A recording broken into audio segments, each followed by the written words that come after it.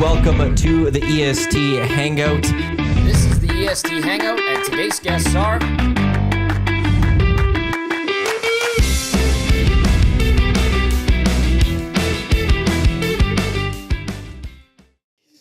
A very good Monday morning to you. Welcome to the EST Hangout presented by Sentinal Storage live right here on Edmonton Sports Talk.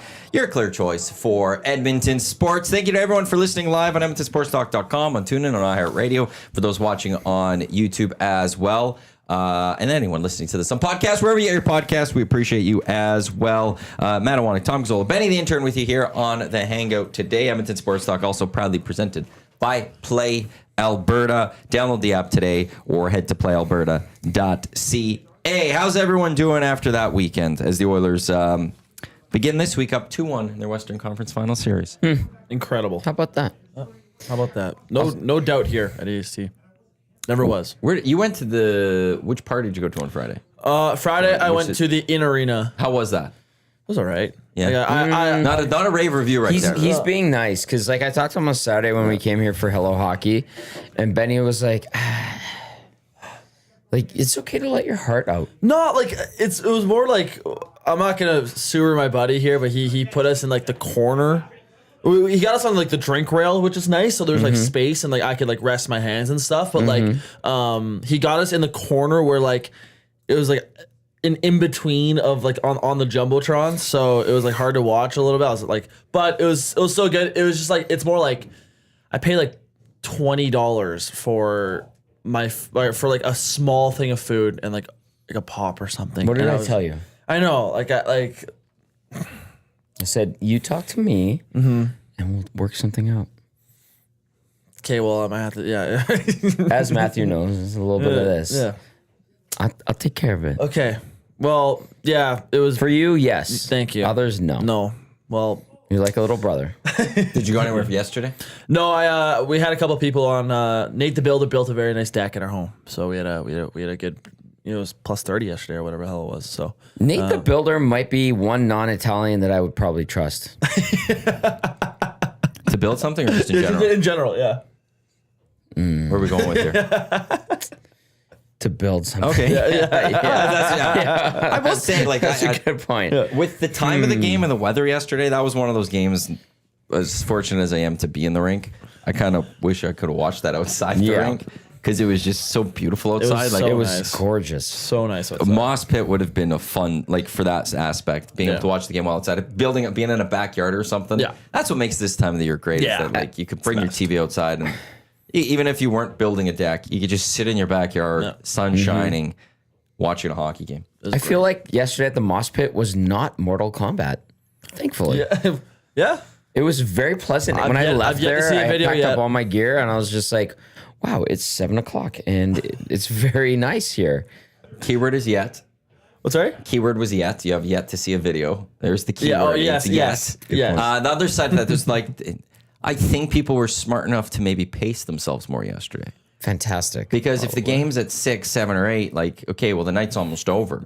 You can be in bed at 9 and you're good. Here, it's okay. We've got game's over 3:30, 4. Yeah. We still got a lot of drinking hours to go. So let's go. Let's pace ourselves a little bit more. Plus, there's just maybe a little less time to pregame if you really needed to. Yeah, I woke up 2 hours before the game. I was like, day drinking's the best. Yeah, it's the best. Well, our whole bed by 10. Yeah, you wake up with a good night's rest. It's great. Right guy makes a good point. He texts in and he says, "Man, I don't know about you guys, but the matinee game was expletive awesome. Nice weather, great win. Still had time for a quick 9-hole and time with the family. I might want to advocate for another matinee. I think that might be it. We might get one. They did do one in the Cup final last year. It could happen. But it's the TV situation where maybe it could happen. By the way, I have some information Cup final-wise for you. Off the air, we will share. I'm guessing possibly game 1 is the same day as the Elks. June 7th. I think your guess is very correct. Sniped him. Look at Sniper. Well, I was looking at the schedule.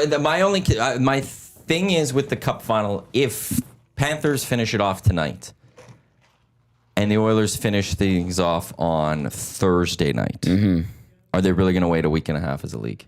No, they're not. and they do generally wait. Can I also say this? You know the song that we all love on the commercial we all love right now? Lay it on the line. Yeah, we're going to get that live. So. Oh, we're getting it live. Yeah. Sweet. Sick. Cool. I just, to the matinees, I love that. Like, there was a lot of people that just immediately were up in arms over it. I was like, you guys are going to love this. It was so good yesterday. It's the best. It was so good. I was More very weekend surprised how much matinees. I liked it. I was very surprised. The staff at Ice House were, oh my God. Happy birthday, Carly. Thank you, Tien and Bronte and everybody over there. They were fantastic. It was just like a very natural ingress and egress. It was so good. So good. It was such a nice Sunday, honestly. Yep. Loved it. Yep. I couldn't day drink though. Same with our whole ball hockey team. We had a game that night, and we were focused. So Was this like a playoff game or just a no, regular it was game? our first game against a team in our division, What and the commissioner had this team higher in his rankings than us. So what competitive challenge were you playing? have you ever heard of it? It's called ball hockey. No, that's not even a sport. okay. It's a competitive challenge. Yeah, so we took it personally. Did you win? Oh yeah. Oh, okay. At least there was that. Because otherwise, if you lost, you I just will wasted never away that ever Sunday call that and a stuff. sport. I'm glad you We started the family feud and your again. friends took care of your competitive challenge. Thanks, I appreciate it. Yeah, We thanks tried for really hard. recognizing. It was really competitive. And it's a challenge. My first time ever meeting Tom, I was like, "Oh, I think I played your brother in ball hockey." He goes, "Ball hockey's not a real sport." It's not. It's I'm not idiots who creating, can't I'm not skate. creating a Gazzola family thing here again. We're not doing this. It sucks. I'm sorry. The EST Hangout presented by Sentinel Storage, Canada storage experts, more than 2 decades helping Canadians through life's transitions. May savings still in full bloom. That will end this week, May 31st. 50% off 12 weeks on all units. 75% off 8 weeks on 5x5 units. So you can get 4 weeks free on selected units. Just check them out, sentinel.ca. Also a reminder for Game 4 tomorrow. GCL Diesel Oil Stream pregame show, 5 o'clock, live from the Canadian Ice House in Ice District. Tommy will be there, Hernan, Cass. They'll get you set for the game as well. Also have full coverage throughout the day on EST as the Oilers will look to take a commanding 3-1 series lead officially. But this does feel like a commanding 2-1 series lead for this Oilers team. Also, I think if I said there was no matinees last year, I might have actually there were no matinees last year in the Stanley Cup final. Reed says he thought maybe I said that there were. There weren't any matinees last year in the Stanley Cup final. But yeah, for this series right now, like 2-1, it feels like it's though like 3-0 or 3-1 or something, doesn't it? Yeah. Well, because it could easily be 3-0. Yeah. Like that. I mean, that third period collapse from Edmonton, if that doesn't happen. Stars, and I know Reed brought it up with you on your post-game show yesterday. They won the third period in game 1. And then there's the debate on whether they won the second period yesterday. Yeah. I give Reed credit. Like, yes, Dallas was strong, but the Oilers outscored them. And that's because the Dallas Stars the Oilers played a very poor, for the most part, second period. yeah. But in the end, when you look at the box score and you look at second period goals, you see the Edmonton Oilers in there. It was 1-1, I think. Right? Or it balances Dallas won out. it. Yeah. It's a 3-1. So in the end, that was a Dallas dagger. doesn't have a lot to really go on from this series. And then Pete DeBoer after yesterday's game, he's feeling good. Yep. I think that's true. I think he's looking at the second period for that one. Yeah. True. I think he's looking there going, look at what we did in the second period, boys. This is what if we can do this. We just need to do this over 60 minutes. The question is, will the Oilers allow them to do it over 60 minutes? That's what I was gonna say. Like, I think if you're Edmonton, you have to make sure you're having a good start at game 4. Because if you can jump on them early, get like another like early lead, it's like that seed of doubt is planted into them. Yeah. And it's bigger than what it was last time. So yeah, I think their start is very important tomorrow night. Like Reed made a great point yesterday about the Stars in the second period, but as he was describing it, I'm sitting there, I'm going, okay, Reed, I think you and I watched that second period very differently. I will 100% agree with Reed that Dallas pushed. They were the more aggressive team, carried a lot of the play. That's even with Edmonton having 4 minutes in power play. and Edmonton was not good on that 4-minute power I think I play heard time. 2 shots from someone in the press box. Yeah, they were so discombobulated. That's on the Oilers. That's a credit to the PK of the Dallas Stars. When Dallas pushed, and I'm watching the Oilers, I'm sitting there going, okay, they don't look like they're outmatched. I was like, they are bending and not breaking. You know, it's that cliche. And I left that game thinking to myself, if I'm the Edmonton Oilers, I'm looking at that, I'm going, we have the answer for a lot of what Dallas is doing. It's not perfect. There are things that can be improved, absolutely. And yes, if Pete DeBoer is trying to pick up the positives and using those as his building blocks, I think the second period would be the foundation of whatever he's trying to build. I genuinely am starting to think that the Edmonton Oilers, and this is recognizing that this series is not over by any means, I genuinely think that the Edmonton Oilers are taking this series over.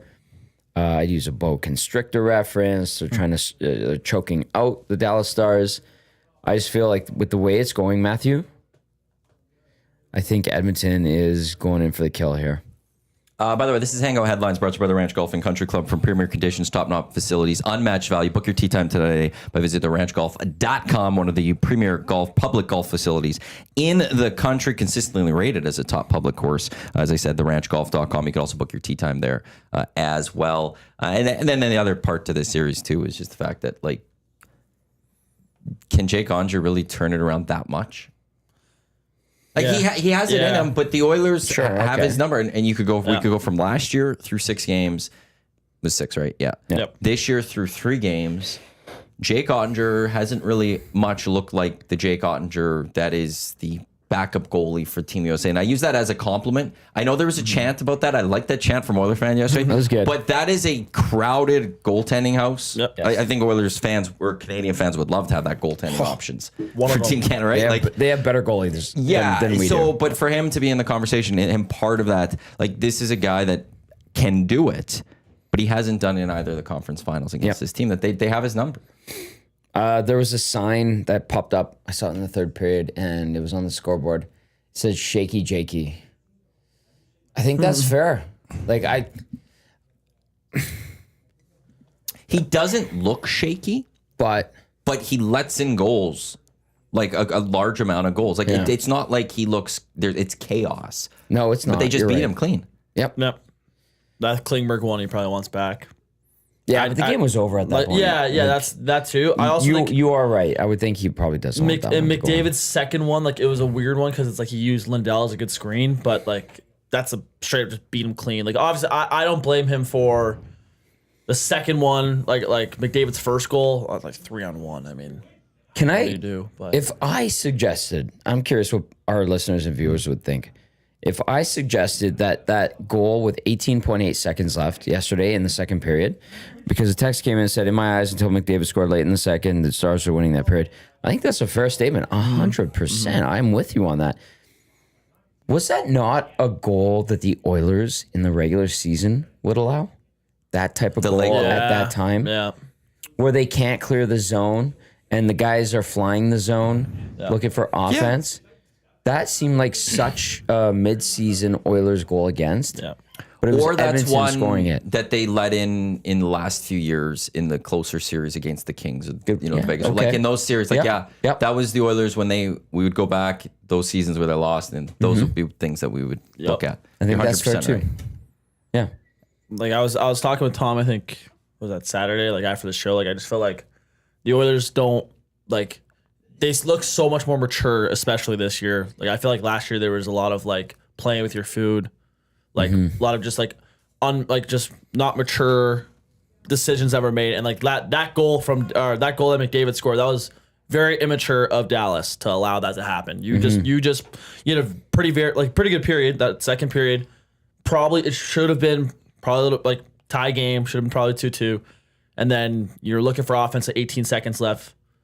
And you let the best player in the world have the puck. Yeah. It's if the Stars go to the third period down 2-1, they're feeling good. They're feeling really good. And with the way gamesmanship works game management works, I should say, with the refs. The Stars were owed a power play coming up. Yeah, that's true. If they go into third period down 1 with a power play coming, like you could feel that okay, this could be a 2-2 hockey game. Yep. But boom, dagger. Like that's what it is. Dagger is the perfect word. Yep.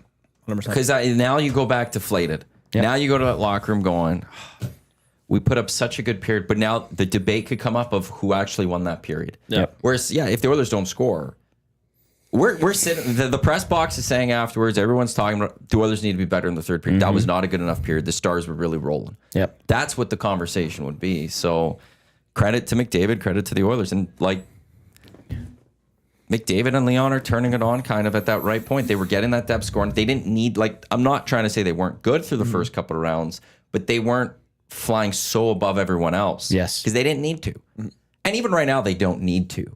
But they're doing it and they're asserting their dominance. And it's almost like, in some ways, I feel the Panthers are sending a message to the Oilers in their series going, we're ready to roll. No. And the Oilers are countering back going, so are we.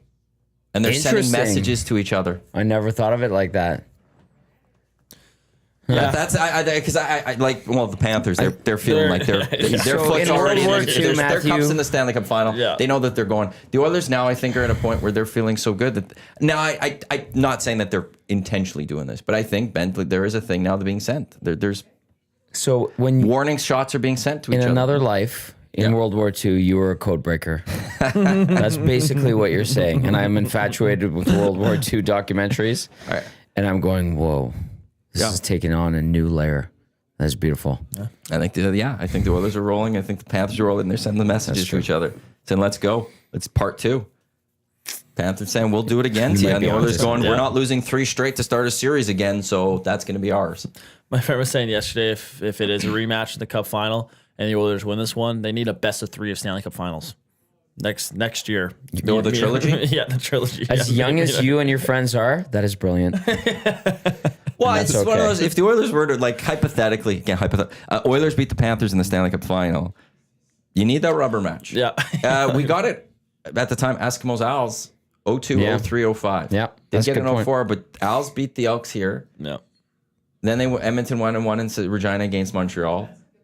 Then they didn't meet the next year, but then 05 they met again, and it was like, hey, this is the rubber match. No. Who is the better team through this half decade? Yeah. That was honestly a great cup. And it was 05? It was phenomenal. The best one of my life. Yeah, that was, I think. such a fantastic game. Which other one was really Great good? build-up. Great build-up, too. So much drama. And guess what? I'm ready for another thing like that. And I'll get into this a little bit later, but Smitty the Welder jumping in, who's a Stamps fan, and he said something. Is he actually? Smitty the Welder? Yeah. Oh, yeah. Oh, Pretty sure he is. okay. But he came out and he said, great start for the Elks on Saturday night. Go list me how many snaps, projected starters for the Edmonton Elks played on Saturday night, and go tell me how many snaps projected starters of the Calgary Stampeders played, and compare those two numbers to me. I watched that game. I started watching in the third quarter. I watched some of the first quarter, and I was just like, oh, God, it doesn't matter for the Elks. And yeah, whatever. How was it? Did you have fun at McMahon Stadium? It was great being at a football game. Was it date night? Well, not date night. We hung out with some of her friends and stuff. So there's other people there. So yeah, I saw a few people, but it was just nice being back at the stadium. I don't get to go to a lot of football games. I hate watching preseason football. Yeah, you're right. I despise preseason football. I despise preseason sports in general. Football's generally the worst of them all. They are on it. Like, football does suck for preseason. It just sucks. But it was just good to be around the Stamps game. had 80 guys dressed. The Elks had what, like 70 something? They did, but so the Elks. Okay, Fajardo played. He was 7 of 8 for 57, but then he didn't play again. Yeah.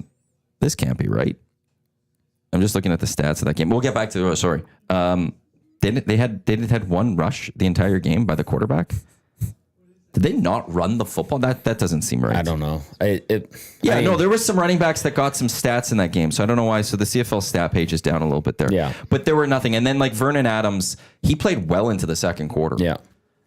So that game was so in hand for Calgary. And preseason in football, and this is the case early preseason hockey. Home games, you play your stars, your starters. Road games, you play your backups, you play your AHL team, you play those. Calgary had already played in BC. This was their home game. They played their stars. Yeah. And they have the unfortunate bye week next week, so they probably want those stars to play a little bit more maybe so that to get ready for this weird bye week coming up. Whereas the Elks, they have one more game and their stars are going to play. BC's already had their stars kind of play. You won't see as many of that BC lines here. I think it's fair to sincerely say that we can't judge the Elks by that game. I won't judge a single team. Enjoy the win in preseason. As an objective or subjective, no, completely objective observer, somewhat subjective, depends on the day. Enjoy the win. Yeah, Smitty the Welder going excuses already, Big Uke. Well, I mean preseasons and no starters versus starters is a pretty valid reason. I was watching and I'm like, okay, none of these guys are going to be on the Elks opening day. Like this is not good. I also have to give props to Stuart Skinner. For the first time these playoffs, he has a save percentage in the 900s in a game. Yeah. He broke the trend. He broke the trend of 8, whatever it was, or worse, versus a shutout. He allowed just the one goal. Can I also say one thing? I'm glad I had to tell you what happened on Friday night, and then Dusty addressed a very minor situation that got blown out of proportion by some, not many. I talked about it on Hello Hockey a little bit because we had text when I got in, and I was just like, oh my God. But I had to actually go to you and be like, just so you know, things got a little wiry on Friday. Some people were being stupid. Some people were being way over the line on X. And Dusty wasn't happy. And he said some things. I went back and watched it. I defend him still after listening to it 4 or 5 times. And he was just like, yeah, okay, whatever. I was like, wow. Maddie doesn't give a shit. Thank you. I don't give a shit. Give a crap when... Balance things out. I think we handled it pretty good. But listen, Chief Andy, I'm sure I saw him in the text line, or the I saw his comment. Yeah, I saw him back yesterday. Listen, man. What did he say yesterday? It was something like he thought he wasn't treated properly. Nah, you know what? You're playing the victim. Yeah. You are very guilty and you've been bad all year. And you have made people uncomfortable and you have made people not want to be a part of the community. Dusty finally had enough. You are welcome back, in my opinion. It's up to Dusty. It's up to Matthew. But if you are not acknowledging you were wrong or have been wrong this year, then that's on you, dude. That's all I'm going to say about that. Yeah. No, that's among fair. others. But he is front and center. Yep. And Ace is right there with him. I just want to say that. Criticism of the Oilers is always going to be valid. But when it's trolling levels and stuff and it's consistent trolling, there does have to be some sort of policing of those things from at least our perspective. Yeah, and there have been people that have been so put off by it that they don't engage anymore. Be aware of that. I want people to be welcome. I want everybody to be in a position to feel comfortable on our chat. So when you comment or when you try to take over, be aware that you might be pushing people aside. That's all I'm going to say. And you being like, oh, I'll have to go back and look at that. And I was just like, it wasn't that bad. Well, I didn't hear anything. There was no email sent to me or anything like that. So that's always a good start. Yeah. And it's Dusty's company. He can do whatever the hell he wants in the end. Ultimately. You can do all those things. So, if you don't like that, well, the guy at the top said so deal with it. But there are, I'll end it with this. There are some people that go way over the line. There's some people sending stuff to Dusty on X. There are people that hate my guts, and I really don't care. You can troll me. You can go and try to find me on Facebook and DM me. I don't care. So go ahead. But don't talk about people's family. That's all I'm going to say. If nobody caught it over the weekend, just be a good person. Everybody love everybody, as the late, great Jackie Moon once said. Especially now, because we got beautiful weather this week. Thank you. We've got the Oilers in a Western Conference final looking to punch their ticket to the Stanley Cup final for the second What's straight there to be year. mad about right now? Elks season. We've got preseason action in town on There's some people Friday. that can't help it. Yeah. Whale and the Wolf plays Saturday. If there's a game 6, I'll say that if there's a game 6, you could do if you've got it's sold out. So if you have your tickets, you could do Oiler game at 6. Head on over for the show. Stingers are in action. Riverhawks get going next week down at Remax Field, which means Festival City in Edmonton is about to start. It's a great time. My CFL Fantasy League gets going. Did you get that jersey cleaned? It's not going to get clean. It's got a huge stain on it. I don't know, honestly. That one's been there for a few years. And we I don't know where that suspect came this from. Rimai, who is the That was there guilty before party. Rimai. Oh, really? That was there before Rimai. I did see the 2024 patch, which I actually very much respect you for finding it a patch that's like felt and fabric, like jersey fabric. The patch, they're actually used to go through a better company in Las Vegas because it's hard to find single patches. Usually you have to order a minimum of things. Oh my God. And I only need one. So prices are really expensive. $20. No, that one was 50. Shut up. That patch was $50, like 40 some bucks. Well, at least it's good. Like it's a good patch. But the one I had before this one, they also did like a Velcro on it, so you could peel it off. And I was gonna like move things around, but then at one point they went out of business. Like crap. So then I found this other place, and they don't have the Velcro stuff, so it gets it sewn heat on. pressed? It stays on. Oh, yeah. Well, I take it to a place to actually sew it on. Your mom doesn't do it? Oh, it's thick. It is thick. I have my mom's old sewing machine. I tried doing it one year, and I was like, oh, I can't. I don't know how to tie this up and do all of this. So there's like a tailor in Kingsway. I don't know if there's a better one. She charged me like $5 or whatever. She does it. Takes a day or Tailors something. are the best. They honestly are. But no, it's a good quality. But yeah, I like to order one though, because it's a minimum, like usually minimum orders. And like if I order like 50, it'd lower the price per unit. But since I'm doing one, it's just a ridiculous price. I'm like, Whatever. I'll do it for my CFL league. It is a good patch. Like it honestly, and I like how you keep it consistent with like the start of the league to today. The patch is the same. Although we filled up the front almost. When I go to the back, I'm gonna have to shrink the patches. I put them way too big. What's amazing is the story behind that. Yeah. And We'll leave it's it there. Not fit for the air. We'll leave it there. We'll leave that there. Yes, you. Tommy knows why I'm fully going like, Oh that's yeah. it. That's all we're gonna say on that one. Dusty saying in the nasty chat. Record for short shorts. Yeah, I was Well gonna say done, this chat is loving My shorts. your shorts. Yeah. just get Guess what? shorts. I feel liberated I right stand now. by It's this. like with- staring at the sun. I still stand by this with the shorts. When you sit down, they come up. They're not as short as you think they are. Yeah. Guess what? I am me. I'm very You can't change that. You can't change it. Okay. This is sort of a negative I'm going to go to. Do it. But let's say the Oilers lose tomorrow. I don't care how they lose tomorrow. I'm going to go with this one. I don't care. Like, of what we see this series, it's going to be hard to see the Dallas Stars come in and roll and get a 6-0 victory themselves or something tomorrow. The Stars would go back, going home, feeling good, because their goal is a split right now to take back home ice. Yes. That's kind of what they're doing. Yep. Would the Oilers, like, do you think, like, obviously there'll be some in the fan base that will lose their mind, series over. Do you think for the most part, though, most people would be like, just a stumble? Maybe now. Like maybe people are starting to turn and have confidence in the group rather than question it.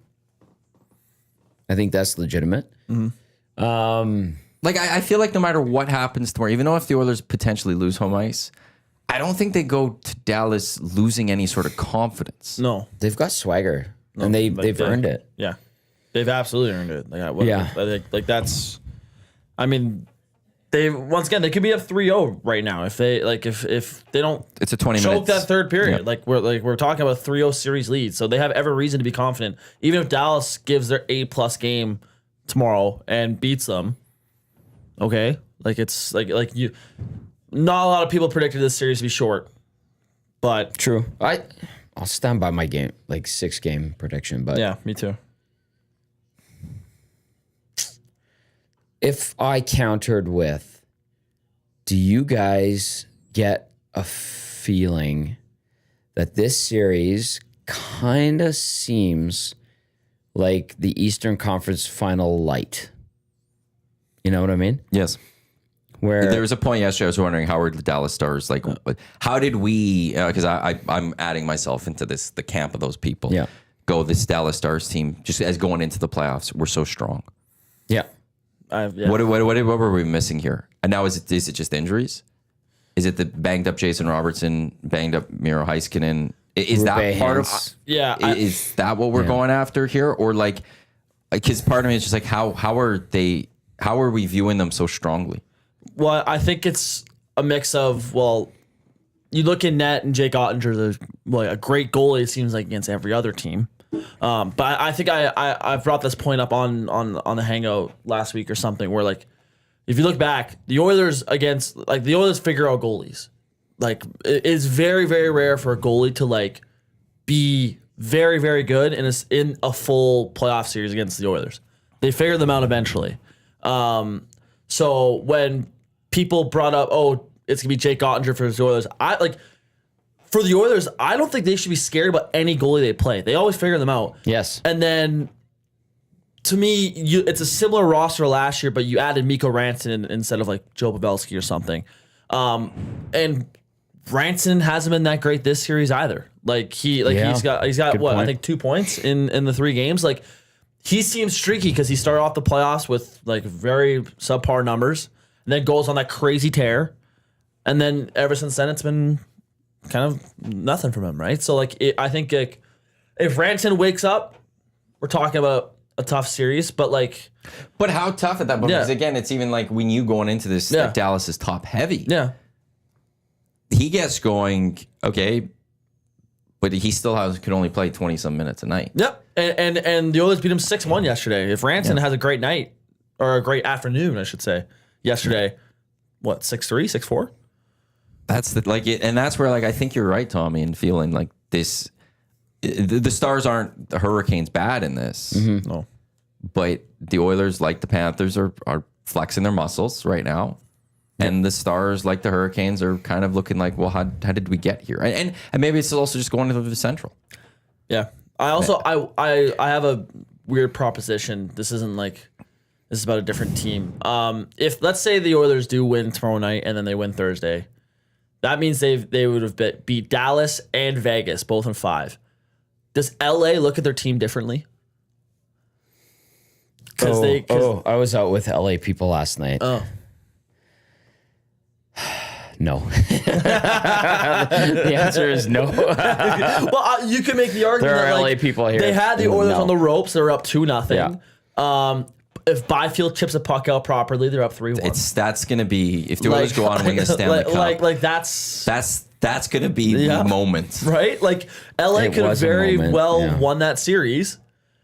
They're up 3-1, it's over. Yeah, exactly. Yeah. And then the Oilers turn around and they beat Vegas in 5, and if they go and beat Dallas in 5, and let's say they go win the Stanley Cup, does LA look at their team and go, maybe this team isn't that bad? But No, I Thomas got the literally answer. was with LA Kings people last night, and they're very excited about Ken Holland. The thing about, as a fan base, when you have Ken Holland, he makes moves. Whether you agree with them or disagree with them, Ken Holland goes out there and he makes moves at least, and it makes it exciting to follow a team. And apparently he's very reinvigorated right now, and he was pissed off with how he was treated last year. And I've said it on here, he had his hand tied behind his back, at least one hand. The one problem though for LA Kings, I will say this, is hopefully he's not using this and he's not doing what the Kings have been doing these last few years and focusing on the Edmonton Oilers. yeah. You're not going to That's win. a good point. That is a very good point, actually. The LA Kings tried building a roster to take on the Edmonton Oilers, and this year I got caught with it thinking maybe this was their year to finally get to the Edmonton Oilers, but they didn't. But even going in that, some listener, I forgot who it was, they said going into that series, and I hung on to it, was the LA Kings were focused on the Oilers while the Oilers were focused on the Stanley Cup. Yep. And you can't be focused on that. If the LA Kings need to learn from past mistakes, you may see the Oilers for the 5th straight time next year. Yes. Deal with it then. Do not worry about the Oilers. Focus on the goal at the building end. your team. Yeah. Yes, Yeah. you got to build your team for the long haul and stuff like that. Yeah. Rick said that a lot too on the morning show. But there is a lot to it. I think that is very telling. And if you're infatuated with a shorter term goal, not the ultimate goal, I think it's telling where you're at as a franchise. And if they got caught up on that 4 years in, that's on them for not getting past it. And you just might make mistakes for Ken Holland if you're just focused on the Oilers. You're looking at one team. Well, I think Speaking of mistakes, I think that PLD trade was solely a trade to go up against Edmonton, and obviously, I think that eventually that trade to get him or to get rid of him. to get him. Yeah, okay, that's good point. I think the trade to get PLD was to line up 3 down the middle against the Oilers. Okay, they have 2 big guys at 1 and 2 at center. Okay, we need 3. And he was awful. And he was awful. And then He was the detriment to their team last year. yeah, he 100%. he single-handedly weighed that team down. But then obviously they turn around, they get their goalie. But even then, I think it was a little bit fluky year for him personally. But that's fair. But I think that move was solely on, okay, we need to take down Edmonton, and it costed them pretty heavily, I would say. But yeah, I don't think Ken Holland's that. I also think Ken Holland's reputation is a little, I think it's poor amongst fans. But I don't know. I've defended him. I actually don't think he's that bad. He's made bad moves, but he's made some really good ones. Yeah. I think him not being here this year has actually bolstered his reputation. Yeah, honestly, yes. If he went and tried to get a job right after Edmonton, maybe there's something. But took the team to Game 7. Yeah, you can look at the Nurse signing, the Campbell signing, but you also have to look at the Zach Hyman signing and the Matthias Ekholm trade. Yeah, that's true. He's got good and bad. So basically, as a Brady Bunch reference, the Kings have been chasing Jan when they've been trying to get to Marsha the whole time. I don't know this show. I don't know that reference. You're an old soul. I never watched that show. Marsha. I never watched that show. Yeah, whatever. I know of Brady Bunch. There's some old Brady people Bunch is like, an old show. Thank you.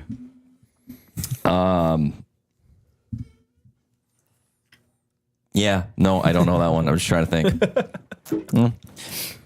Well, how about this? Why go for burgers when you've got steak at home? That's a good one. A night at the Roxbury. That's a good one. Although sometimes you just want that burger. I was gonna say, I'll tell you how's what, it feeling a burger? A good burger is always great. Always great. Yeah.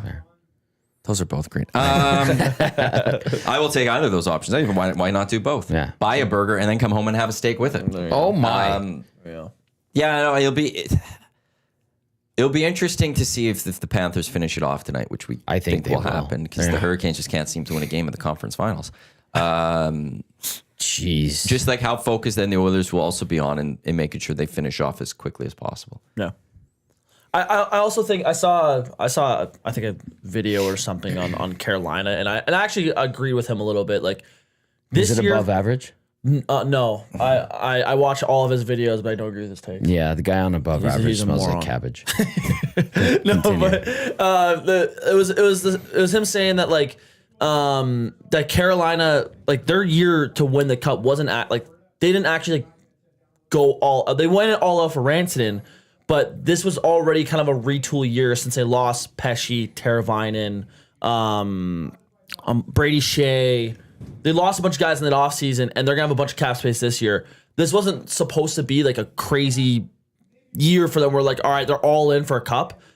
But the Metro was so weak that it's they're here now, but obviously they're just getting killed. Yeah. Yeah. Carolina's done. Yeah. Carolina's window is closed. Carolina is building their team the wrong way. Well, they've also been there for a number of years. Yep. And there does come a point where you need to step back for a little bit to go forward. This is 2 conference finals in 3 years.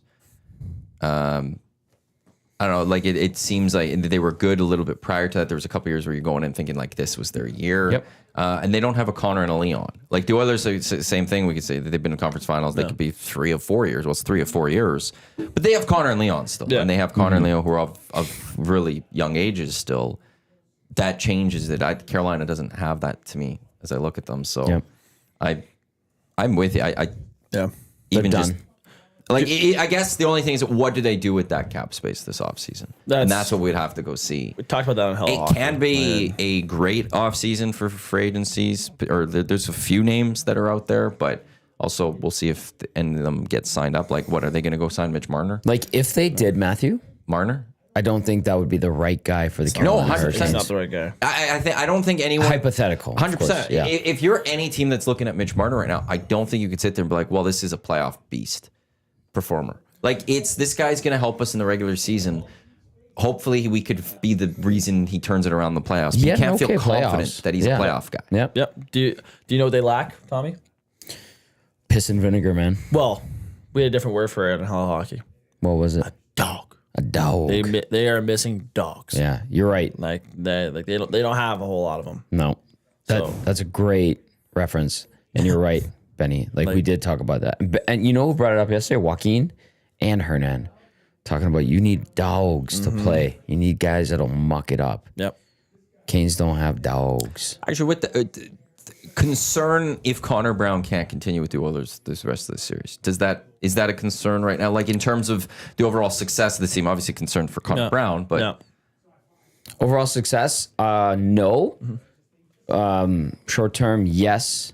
He's been a dog, as Benny said.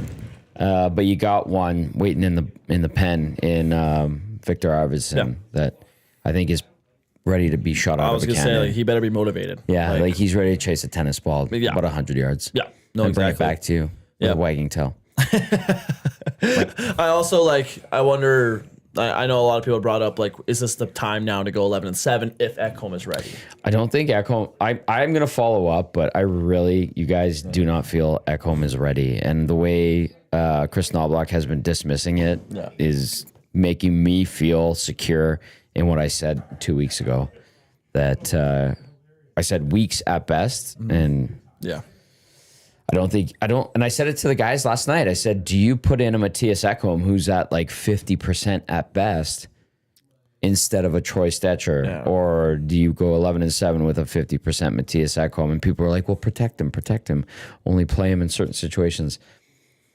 I think you're going to, if you were to do that, I think you're risking his next season. Yeah. That too. So I think right now with where the Oilers are up and how the series has gone, there's no reason to play him right now. Yeah.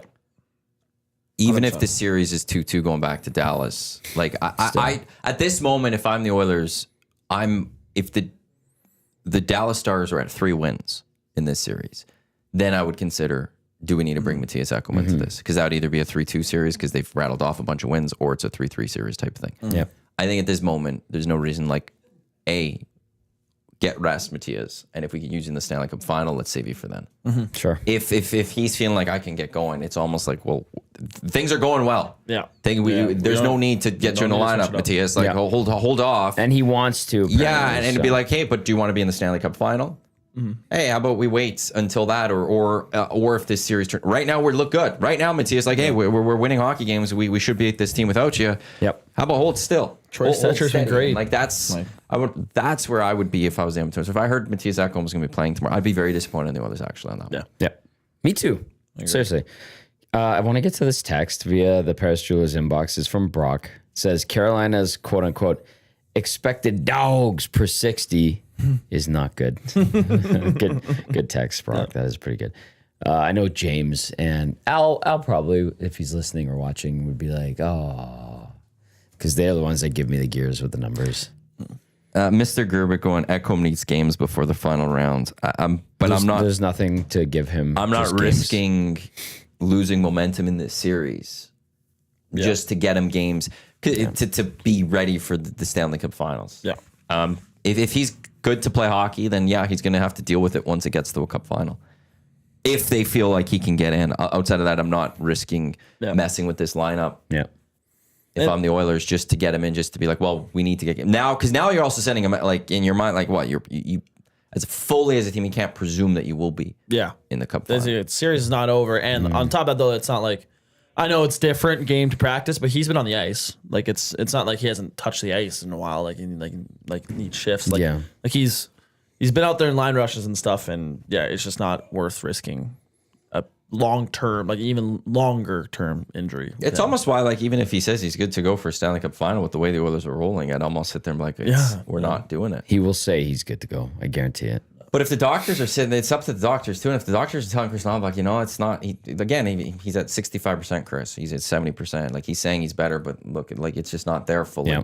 And the coaches advise they can see what Matthias Ekholm can do in practice versus what he's done when he's healthy. Do you really want to mess with a full winning lineup? Good point. That would be if let's say the Oilers go and do the gentleman's sweep, And they do this in 5, and you're getting ready for the And Panthers. those guys have that show. And they have Friday that show. morning. And I understand how good Matthias Ekholm is, but if you're Chris Novak, do you not go? We got to this Cup final without Matthias Ekholm right now. Yeah. We don't know what we're going to have in Matthias Ekholm right now if we put him in this lineup. Why are we messing with this lineup? Again, if they lose game 1, then maybe it changes things, but why would you mess with that winning lineup? Yeah. That's completely valid. Seriously. If there's a D-man on that wasn't playing well, maybe you look at it. But like Troy Stetcher just came in and played great. John Klingberg's been playing fantastic for what anyone was really projecting earlier. Like I that's thought the he thing. sucked, and then he's just put together a fantastic postseason. Go ahead. No, Sorry. I think you're right though. But like, if there was the 6th defenseman of this team, whoever that you want to put that as that for this, and we're going, the Oilers have been playing great, but He's that guy but there is no struggling. but. There is no. There is not a player on that blue line that you're saying but. That's why it's like I think it's one of those situations. Yes, Matthias, you want to get in, but we're winning. We gotta wait. We need you to be healthy for next year. We need you to have a healthy lower body. And now we're down 2-0 in the series, or it's 2-1 against the Florida Panthers. Okay. We're gonna change the lineup because we need to get some wins now. Yeah. Okay, Matthias, now we can put you in the lineup. But yeah, we just beat the Stars in 4. Yeah. We're not changing this lineup going up against, because to that point, then Mr. Gerbic, it's like, okay, well, do you want it? Like, are you going to go 11? Because I think when Matthias Ekholm plays his first game, you do got to go 11-7. You can't risk having him go on the ice. Yeah, I understand that. Re-aggravate an I get injury, that feeling. and then you're down to 5 defensemen. Yeah. You need to go He needs 11 and six 7. guys, yeah. Yeah. And so it's like, okay, are you really going to start the Stanley Cup Finals No. by completely shifting your roster? No. Doing it that way. No. Yeah. You're not. You can't. That would be illogical. To me, that also sends a message to the Panthers. Like, we're worried about this team. Yeah. We have to rush this guy back, and the Panthers are going to just get a little bit more of a puff out chest. We're good. Yeah. And they'll, look, who are those Panthers? They'll target Matthias Ekholm. Beat the crap out of him. Absolutely, they will. So, it's a full with Matthias Ekholm for the rest of these playoffs. To me, it's the break glass. Not full emergency, but you see a little smoke or break that glass. Yep. Get that fire extinguisher out. Don't wait for the full fire to be blazing. Yeah. But until you see smoke, I was gonna say, but don't do it before you see smoke. I don't think you need to. No. There's a great text that came in and said, if you would have told me before the playoffs started that the Oilers could make it to the finals without Ekholm and would feel like they didn't even need to bring him back until he's totally ready, I would have told you were nuts. And I said, this is facts. Yeah, absolutely. But Benny, you bring up a good point. And Matty validated, like, this defense and the guys that are on the ice right now are more than carrying the water. Yeah. More than. I think, it's been Stetcher and Klingberg have been the biggest surprises on the back end. Like they've made that what should have been a big hole not feel like it's there at all. Yeah, exactly. And They Skinner's patched playing it. his best hockey this season Yep. all year. It's not even close. Yeah. And yesterday, Valid. you could go to maybe the Stars shutout in game 2 and go, wasn't tested as much, maybe. You could maybe yesterday. Sure. Yeah, sure. Yesterday, a lot of great saves. Yeah. A lot of great saves from Stuart Skinner. I don't know how anyone can have a single bad comment about Stuart Skinner after yesterday. Like about his game yesterday. Like No, how you like It's- this. I'll be honest. I was going to bring up that goal he let in, and then I was like reading the text, and I was like, just leave it. Don't. Don't.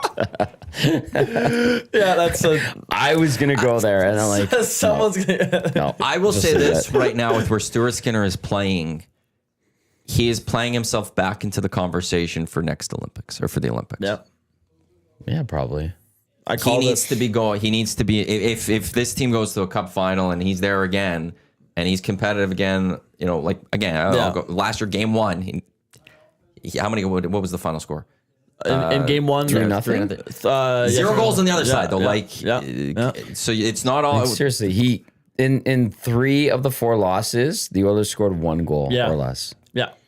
But for him, like he wasn't in the conversation. Then in the end for 4 Nations, I remember Sportsnet put a cut team together, players that didn't make it. He wasn't even on that list, which was a surprise. At the very least, I thought he should have been on there for that. That's a slight. Yeah. Right. Now I think he's back in the conversation. There's supposed to be, I think, a summer camp. There usually is. I haven't heard, but yeah, maybe. There was for the last NHL Olympics. I went to it in Calgary one year. It was really cool, actually. But I think right now he's played himself back into that conversation. Like, look, if you're, who is the GM for it? Same group that did I thought it was a little different. Doug Armstrong. I thought Doug Armstrong wasn't the GM of the Four Nations team. Well, he's leaving the Blues. I know that. Yeah, but I thought for Four Nations was someone else, but he was advisor. Okay, but either way, so I think Doug it's the Armstrong. same group. I think it's the same group. You're sitting there and you look at what Aiden Hills did this playoffs, which wasn't good through 2 rounds. True. Nope.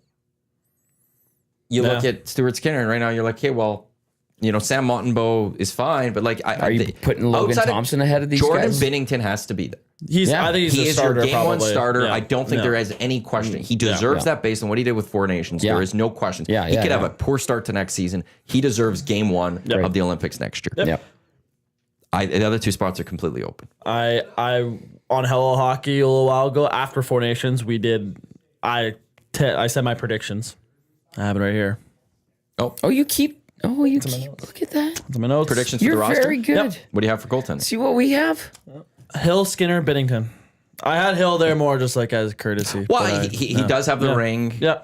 And we'll see who plays themselves. But I think right now Skinner, if Skinner gets a ring this year. Especially if he's playing as well as he is now. Respect goes up. Yep. Absolutely. I also have and they're not winning without him. You know who their number 4 is? Cal Pickard. Locker room guy. Kidding. I saw him in the press box yesterday. He was very limber. If that's an indicator of anything, probably not. But yeah, if the Oilers had been knocked out against the LA Kings, it would have been like, there's no chance Stuart Skinner's going to make that Olympic team. Yeah. I don't care how they start next year. He's not getting there. True. And now I think he has to be fully in contention for one of the spots to go to 100%. Milan. I also right? I also have Bouchard on this decor. Bouchard, I think. His playoff has been back-to-back playoffs now where he's been... When the games matter, he steps up. He steps up. And I wonder if that changes thought process to a degree there. Because there is going to be some changes at the Four Nations. Yeah. I would say probably 85 to 90% of those guys will be there. Yeah. You could lock them in. There's a couple guys we could look was at. Scott Lawton there? Nope. Konechny was, though, right? Yes. Yeah, I could see him being swapped out. He's not on my roster that I have predicted. I have Hyman there. Yeah. Who else is there that you're like, you can move Jarvis. on? Yeah, Seth Jarvis might be able to. I have pop Tom him Wilson. But Tom Wilson would be a dog. I have Parayko not being on the roster anymore, but I could see them bringing him back. They would bring him back partly because he was pretty good at the Four Nations. He was solid. Doug Armstrong's the GM. Yeah, it was more just like I was very, very surprised with Thomas Harley's play at Four Nations. Like, are you disappointed by Thomas Harley's play? I'm very play? disappointed. Now I'm low May on I him. ask? Yeah, because he struggled this series. I've noticed a lot of rough instances yesterday. That 2-0 goal. That was him. Connor just pushed him off, and he went and took 3-on-1. And he buried. Jay Milne from EST after the Reed Wilkins show with Jay Milne. Don't know him. He says in his 4 wins this postseason, Skinner's .24 goals allowed average and .982 save percentage. When he's good, he's really good. You're cherry picking. Also, I just love this press release from the Elks. Elks signed 6'9" offensive lineman and a linebacker. Wow. 6'9". They've released two defensive backs. This guy, Greg Eland, 6'9", 315. Where did he play? 4 seasons pro football, suited up for San Antonio, the UFL, from 2024 until May of this year. So it was UFL coming up here. But yeah, you don't hear 6'9" too often. What's Matt O'Donnell? Because Matt O'Donnell was Matt O'Donnell was like 6'11". Matt O'Donnell lives here still. He's head of the Elks Alumni Association, and he went to, was it just training camp with the Boston Celtics? Yes, he did. He was 6'11", 310. Remember Matt O'Donnell? Remember the opening night was against the Riders, that one game here, and Matt O'Donnell basically killed a guy with a hit? I don't. Oh yes. Yeah. No, yeah, I do. Wasn't that like on an interception or something? Then he destroyed a guy. Blew him up. Yeah. I remember I was watching that game in New York, and the game was on ESPN. They put on ESPN2. and we were sitting in a lounge when it was during the NHL draft, and we're sitting in a lounge, and Jack Michaels and I were like at the bar, and I'm like, can you please put on ESPN2? And the guy's like, yeah, sure, whatever. And it was CFL. It was the Elks Eskimos versus Saskatchewan, and Sask kicked the crap out of the Eskimos that game. Matt O'Donnell destroyed that guy. Everybody in that hotel lobby bar was just like, oh my God, what are we watching? I'm like, welcome to the CFL, baby. Great hit. Portions of this hour of the EST Hangout, they are brought to you by the High Product Marketing, official merch partner of Edmonton Sports Talk. Promotional products that bring the buzz. Check them out, thehighproductmarketing.com. I really need to glue that one together. So bad. Tommy, Benny, Matt with you here on the EST Hangout, presented by Sentinel Storage here on your clear choice for Edmonton Sports Talk, as we are proudly presented by Play Alberta. Still to come today, Lock Shop, Oil Stream, EST Afternoons, Reed Wilkins Show with Jay Milne. I have a bit of a hypothetical question to throw out there, and now this is me jumping ahead, so apologies if people don't want me to jinx anything. Find If the that Oilers go win the stud, Stanley please. Cup this year, Connor McDavid will have scored the game-winning goal at the Four Nations and won the Four Nations. He'll have led his team to the Stanley Cup. He will not have the Hart Trophy. He will not have the Ted Lindsay. He might have a Conn Smythe to his name. If the Oklahoma City Thunder go on to win the NBA title, SGA will have an NBA title. He'll have won the NBA MVP, which I don't remember the last time. I think it's actually been a while since an NBA MVP led his team also to an NBA title. In December, there's a vote.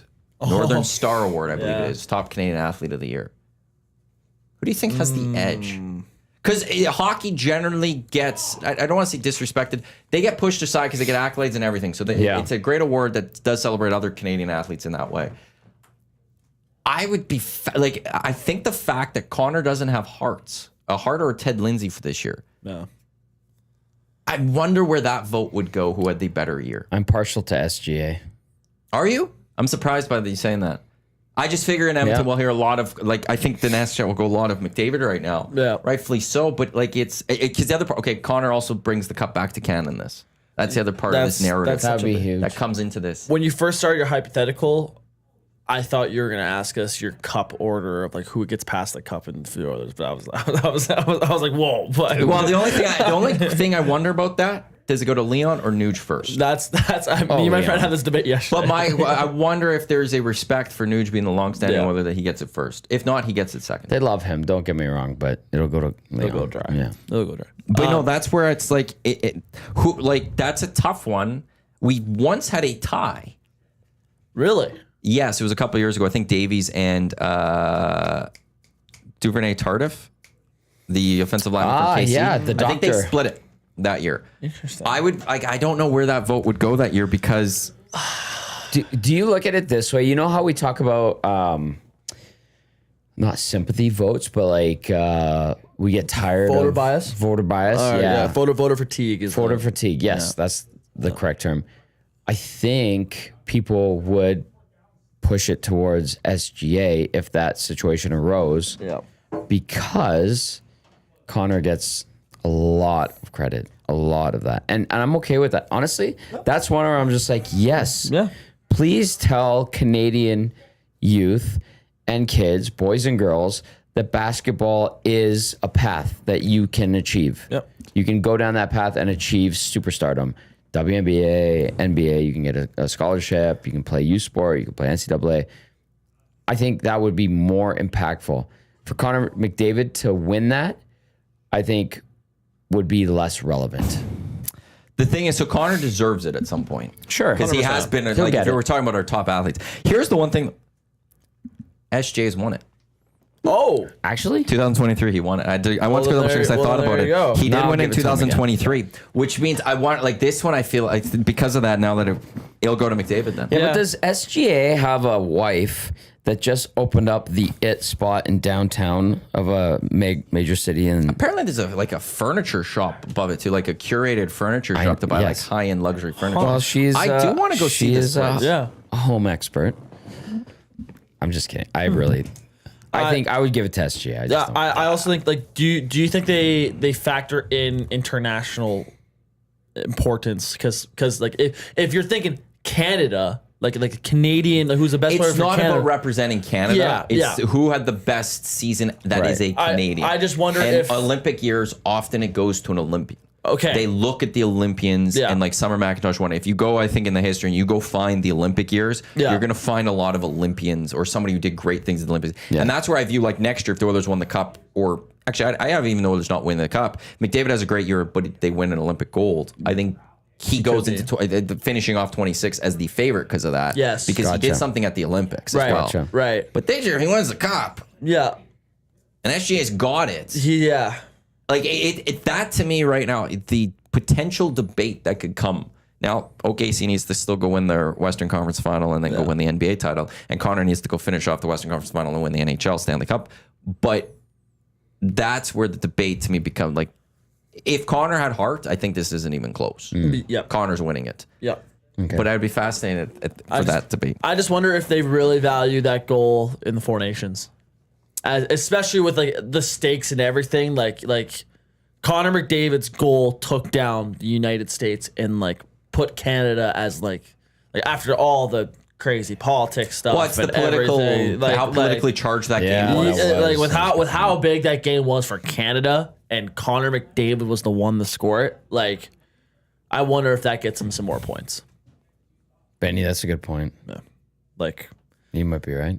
I hope we maybe from Oilers fans' perspectives and also from a Canadian perspective, we get that debate, because then that means SGA's won get it it. and Connor's gone and won it. I did not know SGA won it. Yeah, I thought it recently he did too. My and bad. I had to go look, but Good for him. I don't know. I kind of like looking beyond hockey in that regard and giving credit to. but Connor at some point needs to have the players. Northern Star work, because you can't tell me that Connor was never the top Canadian athlete of any Yeah. given Does season. he have And like some- a Canada Walk of Fame star already? Connor? Yeah, I think he does. I feel, yeah, That's I how feel that like, rings I a feel like bell. yeah, that does ring a bell. I've been to the Canada Walk of Fame and it's not great. It would be like if you had stars on 109th Street in Jasper Avenue. Find a star. We should get an Edmonton Walk of Fame. Okay, Let's launch an Edmonton Walk of Fame. sure. Leslie Nielsen, Tommy Chong, Michael J. Fox, Well, and then David Foster. And I guarantee you young people are like, who are all those people? And even I'm like, those are old people. well, just You know Michael any- J. Fox? I feel like I recognize that name. I don't know. Back to the Future? I saw Back to the Future when I was very little. All right, we gotta fix like that. follow. Like Mark Conley's retiring after many years. Mark Connolly. Put Mark Conley on there. He was in very local. good spirits yesterday. I don't know if Connor's on there, because I found a find a star, so you could find on the map where they are. Yeah. And I don't see Connor on the list. He'll be there. So this way I'm looking at it, I don't see it. Oh, Catherine O'Hara's on there.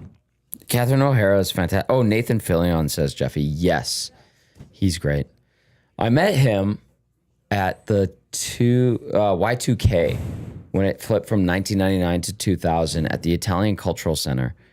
My mom worked for the Edmonton Catholic Schools, and his dad was a principal. My mom worked with his dad, and my mom was like, "There's a movie star. He's coming to the New Year's Eve party." And I met him. He was very nice. I was 14 years old, so I was just like, "Hey, what's up, man? Nice to meet you." Now he's like a mega star, which is fantastic. Good Edmonton boy. DVD knows him. Who doesn't DVD know from Edmonton? That's a great point. Heard the legend of DVD is like very, very many times. he's Madam Web of Edmonton. I kind of know that reference, but not really. He is. There's no I, Spider-Man without DVD. Okay, I've never seen Madam One. I just know I heard- that it was an awful movie I which heard it featured sucked so bad. What's her name? Dakota Johnson. Johnson. I don't understand Dakota Johnson. I don't get it with her. What did you get? Why do people like her? Is she actually a good actress? The few roles I've seen her in, I've thought she was good. Okay. She seems like a decent interview, like a mix of like she's got her comedy to her, but She's no she Brie could Larson. come across as like a little sarcastic with it, which is great. I like sarcasm. Okay. Some people believe she's the reason like Ellen like fell apart. Really? She's called out Ellen on her show and stuff. So now, but it's one like I look at Dakota Johnson and be like, is she having fun here, or is she fully calling out Ellen right now on her own show? Interesting. And it's kind of led to the destruction of Ellen. And with all of her work bullying and stuff and making celebs do some really cringy things that they kind of maybe don't want to, but she's forced them to do it. Okay. Did Ellen move to Europe? UK. She did. Oh God, I hate pop culture so much. Kate McKinnon did a great Ellen DeGeneres and Justin Bieber impression. I have to ask Benny a question here. So Is it brain rot? No, it's about Because his Twitter. Jada keeps throwing brain rot at me, and I don't get it. It's about his Twitter handle. I just saw like me and you were joined by some handle. What is your Twitter handle? uninstall. What is with a 1 and an L? But yeah, the first L was a 1. What's uninstalled for you? Well, it's my tag. It's like my Twitch account, like my name in the NHL competitive stuff. I should follow you back. Oh. Why that? Where did it come from? That's arrogant. It was very arrogant. Oh, is it? Oh, respect I think that. I understand it now. Yeah, Maybe. yeah. So I beat you so bad, go and uninstall the game. So, so my name growing up on Xbox was Deadly X Hockey for the longest time, and but I would play I'd play like a lot of different games. I wasn't just NHL growing up. I remember playing like NBA Live, and I was in a pickup game, and I sucked. And a guy messaged me, stick to hockey or something. And I was like, oh, like that hurt a little bit. I was like, oh, okay, I need to change my name. And eventually I was playing Fortnite one day and someone game. killed me. Thank you. Someone killed me and had like a toxic name. I was like, I need more of those. And then so I was just thinking like, what could I change my name to that would like piss someone off like if I killed them or beat them or something. And I was like, I wonder if like it's a good way to say uninstall. And then like I figured out, you can replace the first L with 1. And then like I found out I can get that tag on like everything. I was like, oh, like I'm stealing this. This is mine. So It's pretty clever. So when I was 15, I changed my name to that. And then like once I started getting good at competitive NHL, I kind of wish I didn't have that name because it was like start off on the wrong foot with a lot of people because of it. But then, but yeah, once everyone got to know me, they were like, oh, this guy's not a dick. But yeah, I've tried changing my name since. Like there was a time like halfway through my NHL competitive like years where I was like, I just want to go to Benny or something or something because everyone's name is like a play on words on their own name. And so I was like, oh, I might just go Benny, and then I couldn't find a good enough tag that would make sense. Can I recommend something? Yeah, let's hear it. Just get rid of that rat mustache. I think it suits him. What? Look at that. Yes. That's good. Yes. Something, a rodent died on his upper lip. I think that one works for him. Thank you. My parents don't like it, but like Yeah, I like. I think if your you parents Actually, don't it's because of the hat today. No. Matches pretty well. I get to see him every Saturday. And Belzy and I love him, but we'll be back. the rat He should be mustache. back today. Belzy was texting me the other day. He is. Belzy, I know you had a good trip. Jesus. See Christ, like, wow, you had a trip. The group chat in the morning of Hello Hockey before the show was hilarious. Yeah. And I'm not taking the Lord's name in vain. I was talking about the gardener, Jesus, for the record. It was very, very funny, and I knew I was going to be co-hosting the show that morning with what was going You on. were great, by the way. That was a fun show. EST Hangout presented by Sentinel Storage. Canada's storage experts, more than 2 decades, helping Canadians through life transitions. Canadian storage provider, sentinel.ca. Wow. That was awful. That was so bad. It's like there's a wind or something. Like picking up. you know how to like execute a good throw. Sentinel.ca by Canadian. Find a convenient location nearest you. Yeah, I'm not happy about those. The 2 throws I had today. Time to I got print one new more ones. coming. What? I don't think I need new ones. You are such a frugal human. Well, it's also the work to do it. I don't need to. I have other things to do. You have a spreadsheet with a template. Don't get me wrong. Guaranteed you do. The Hive one I need to just re-glue, which shouldn't be that hard. Do you have a glue stick? Yeah, there's one in this by everyone. And then the finished long ring should be fun. I don't know what went wrong with the Sentinel. You one. threw it off. I also have to do one for the ranch. I only have a piece of paper right now. Ah, yes. I haven't done that one, and I need one for Play Alberta, which I haven't done. I'm quite behind on a few things. We have some by the pop way, culture stuff. oh, before we get to that, the Hangout. Well, EST will be live on location all day tomorrow. From 6 until 5, we are going to be Popeyes 170th Street. You need the gear. No, because No? you need the gear. Oh yeah, that's right. I've got this gear.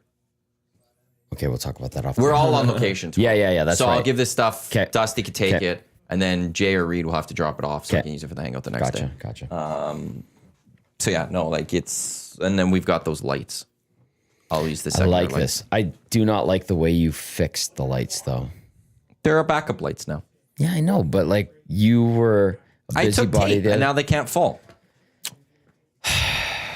I was expecting you to go get some drills and some screwdrivers and some bits and your Italian to kick in.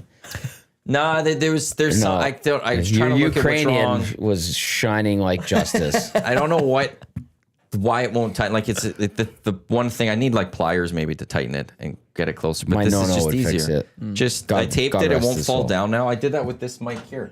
There's tape right here, so it doesn't slide as much. Yep, no, I see it. That's what I did there. Yep, It's our backup lights. yep, no, I know. You got brand new lights. I love those lights. So They were great. It wasn't even the lights. It was just the stands.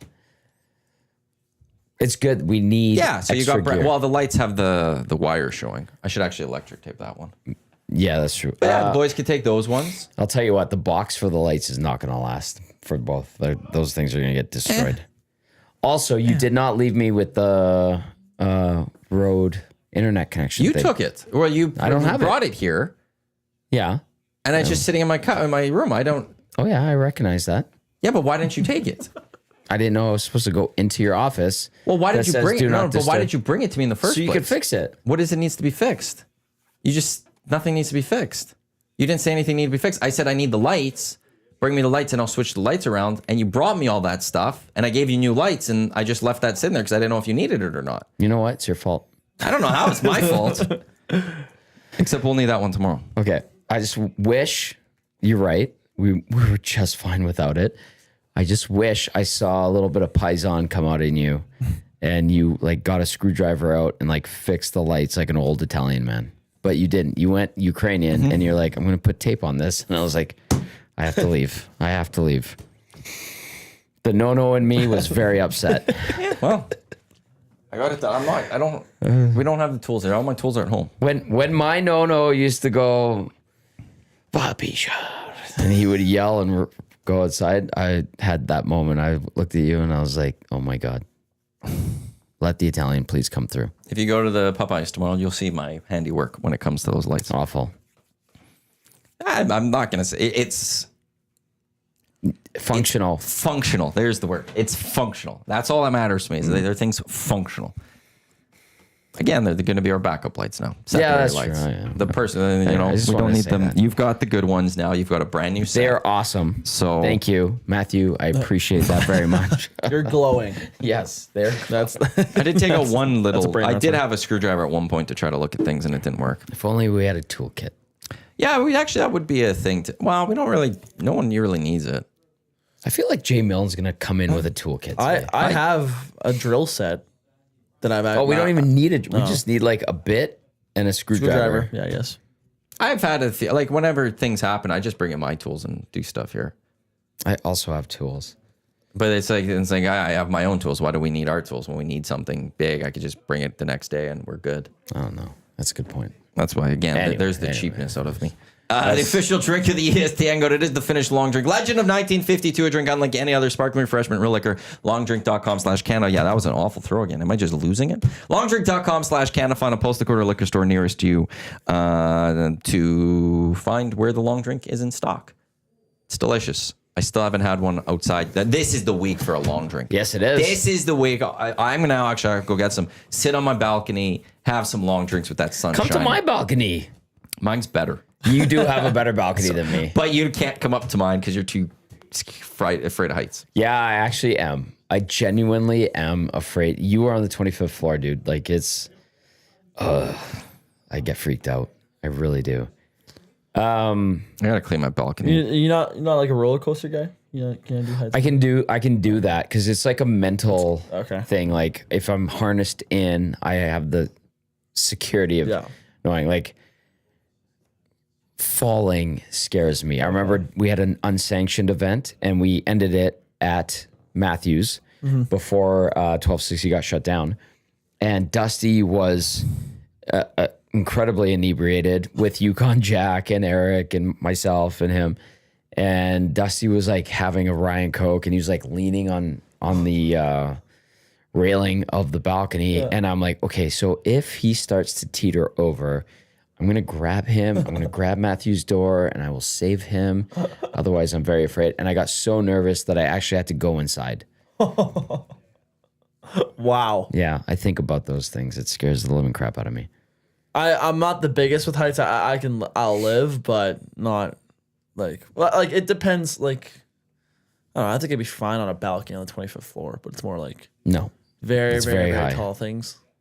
Skyscrapers? No. That was at the time Yukon was doing boilies. They were great. They actually were. Like, so Uke was on a trend, Uke from the Bear, that boiled hot dogs with a way to go. Young, like, I'm not going to go into the whole thing. But the thing that happened that night, too, is I went to Costco and I bought a bunch of mini pizzas. yes. So I cooked those mini pizzas. And you boiled the hot dogs. We brought them downstairs and he had buns. And I don't know who first said it, but they're like, why don't we use the pizza as the bun? And they took the mini pizzas and put the hot boilie in it and they ate it. It was amazing. And we're like, oh my God. And wow. then it was a great, great thing. I did have one issue with our building that night. What happened? Somebody complained about the noise that we were making. Oh my God. It was. Don't get me started about our building. It was 9 something, and one of the concierge came up and said somebody's complaining about the noise. No, it wasn't him. Mohammed's such a good guy. And I was like, well, like. Was it Ian? No, it was somebody from the concierge. I don't think they work there anymore. Okay. But it was one, I'm like, well, like, one, it's not 10 o'clock when the patio closes. I thought it was 11 o'clock where, like, quiet time. Well, our patio closes at 10, though. Yeah, so yeah. it wasn't 10, so they can't be mad about that. And 2, bylaws is 11. Yes. And we weren't making a ridiculous amount of noise. No. Like, we had a music playing, and there was about 20 of us, and we're talking. Dusty was a little loud, but it wasn't like a ridiculous loud. A little loud. But it wasn't a ridiculous loud. He was just talking loudly, and he was having a good time. Yeah. And I'm like, well, why do you like? That's not my fault that you bought a place right next to a patio where people are going to hang out on a summer's evening. Yeah. Exactly. And also, that was the day Canada beat, I don't know who, to win World Juniors gold. Correct. It was a summer World Juniors. Yes, it was. Was that the U.S.? I was working that game. That was, the Craig McTavish. Mason McTavish, sorry. Back down on the goal line against Finland. I think. Something like that. Yeah. Yes. And then it went the other way. And there's Ken Johnson. So I remember there was a couple of cars honking in the area. I was like, it's downtown, person. Like, yeah. And I even told, like, I was like, well, I'm sorry. Like, we'll try to keep it down, but it's not even 10. Like, and we were gone by 10. Yeah. Went up to my place and then continued up there. But it was like, I'm sorry. Like, even if we were a little obnoxiously loud, bylaws 11. Yes. Don't complain. Or have the guts to do it yourself. No. Come down and say, hey, do you guys mind keeping it quiet? And then we can I'm like, you want to know something? I'm sorry. Like, yeah, if it's a little loud, we'll keep it quiet. But no, you go run to the concierge to complain about us. And that was the one thing I didn't like about that. I don't like that. And I didn't know who it was, and I wish I was who it was. Because, again, if you had come personally, I could have been like, oh, sorry. Like, yeah, do you have work tomorrow or something? Like, okay, apologies. Or like, hey, we're going to wrap this up soon. Apologies or whatever. But you go run to someone. You go run to the teacher. You live downtown. Like, you want quiet? Go find an acreage. Good point. Dumbass. I feel like it's the same person. When I moved in that summer of 2023, there was one person that would always complain about 104th Street. And really, the noise was coming from like a patio party on the 5th floor the whole time. And this person would be like, that damn 104th Street, they're so loud. This is ridiculous. We should go to the city. Matthew, I feel like that same person is the one who would have complained. Dumbass. They are dumbasses. Well, it's just, I will always go back to, I'm like, there are times and places like where like 11 o'clock is bylaw, straight up. Yes. If you were making noise after 11 o'clock, like, sure, that could be annoying, and you have every right to then complain. Before 11 o'clock, if there's noise and you live downtown, what did you expect? No. Like, what are you like? No, you're the problem with this world in a way, where it's like you demand everything to be your way, and everyone needs to conform to you when it's like it's the opposite. if you're in a condo building, North Edmonton, that's a quiet area, sure, complain a little more. That makes for sense. it. That's where you're living. Yeah. When you move downtown next to Rogers Place, what do you expect on a summer night? I They expect probably hated the first round series of the Oilers. Like 8 o'clock starts. Everyone's getting out at 10:30. Everyone's honking. You know what's great is like now that I'm going into my third summer in the building. Well, I've second and a half. Yeah. But I feel like I know everybody or enough of the community where I can like tell who's who. And like I talk to the concierge. Yeah. I think I know. Oh yeah. I have a good idea. Well, there you go. I love that. David Schneider, stay in the city. We don't need complainers out here for that. It's a good building. There's some crappy people too. Well, but like, whatever. yeah, we have like anything. We have, I think, through 300 units or something like that. No, 199. 199. Thank you. Well, you're gonna have some crappy people out of 199. Well, I'm very dwellers. upset with. But I'm very upset with our building leadership. Very upset. there's an AGM on Wednesday. I know, and they're. Are you part of it? Oh yes. Okay, good. I have things to say. Oh, sweet. Yeah, I'm salty, and you know what? This is one where my dad and his saltiness is gonna come through with me.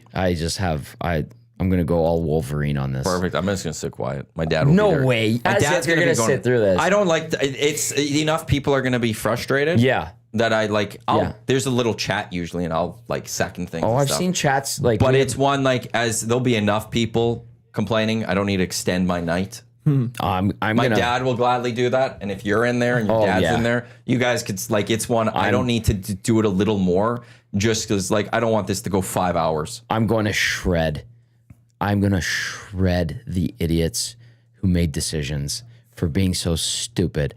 I just want to get to a text.